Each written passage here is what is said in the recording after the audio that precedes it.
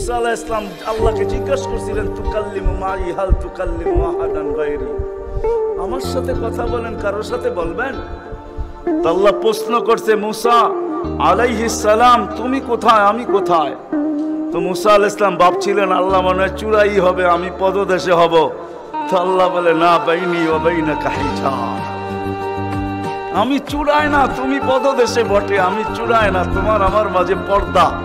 তো বলছে কত পর্দা? বলে ৭০ আলফা হিজাব, ৭০,০০০ পর্দা, আনা ওয়ারা আল হিজাব, আমি পর্দার ওই পারে, তুমি এই পারে।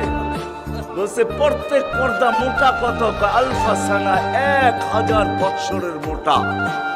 কিন্তু মুসা কান পাইতা শোনো আলাইহিস সালাম, সাতাতি উম্মাতুন, এক উম্মত আসবে, এরা আমার সাথে কথা বলবে, ফালা হিজাব বাইনি ওয়া বাইনাহুম, আমার মাঝে এদের মাঝে কোনো পর্দা থাকবে না।